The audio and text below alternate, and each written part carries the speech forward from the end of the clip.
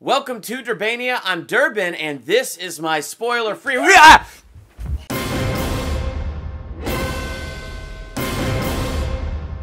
Welcome to Durbania. I'm Durbin, and this is my spoiler-free review for Tag. My wife and I did have a lot of fun seeing this movie this afternoon. It was a fun movie. It's interesting that it opens and says inspired by true events. As I'm watching this movie, it made me wish my friends and I had like a 30-year game of tag going, or at least a game of tag going since college. That would be awesome.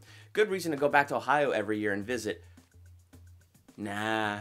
Be a good reason to get them to come out here to the beach every year and visit. Yes! And I gotta be honest with you, I would end each game being it for the whole next year. I just would. Of all the people on Earth that I know, I'm probably the least athletic person, so there's probably not a chance I would ever, not be it, which would kind of take some of the fun away. And these guys in this movie, man, they were intense, but that was part of the fun, and that was part of the comedy, how utterly insane they get. I'm sitting there going, is this true? Like, it says inspired by true events. Were these people really that crazy? And then I just had to think about some of my friends and go, yeah, I could see that being true and that people would be that crazy. Some of the stunts and some of the stuff was probably exaggerated, but the crazy heart behind it probably was not exaggerated. So, like, while Laura and I are sitting there and we're watching the film, in the moment we're having a good time. I thought the comedy was pretty hilarious. The entire cast is a great cast of comedians and sitcom stars, and they work so well off each other. They had such great chemistry that I really would believe they've been friends for a long time.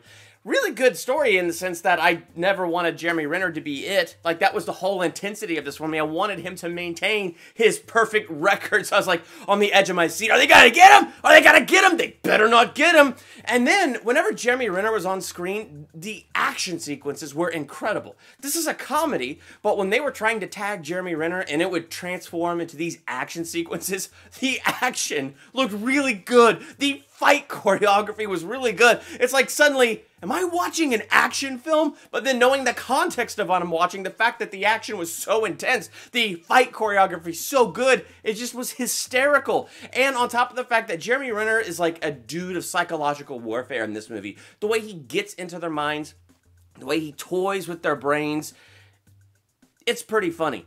All of that said, once Laura and I were done watching the movie and we're having some lunch and we're just talking about it, we began to wonder, like, but would it be as fun to watch a second time through? Because we know how the movie goes, we know how the movie ends, so would we find it as hilarious? Would we find it as intense? We know all the jokes. Part of the fun was just the shock value of how far are they going to take this flippin' game. And now we know how far they take the flippin' game. And so would it be as fun to watch it a second time? And I think there's still a lot of fun to be had with the film, so if I watched it the second time, I'd catch things I didn't catch before, and there'd be a lot of fun to it. But I think the most fun was watching it that first time, which is the reason why I'd be okay to have not seen that on the big screen and seen it as a Netflix original. It just didn't feel like an experience movie. It didn't feel like a movie I had to get up off my butt and go to the movie theater and experience. It just felt like a movie I would have been just as fine staying at home on the couch and hitting play on Netflix to watch. So I don't know. However, if you go see it on the big screen, I don't think you'll regret it. I think you will have a lot of fun in the moment because I think it really is a fun movie and it really is a good cast. So I think in the end, I'm giving this movie a B.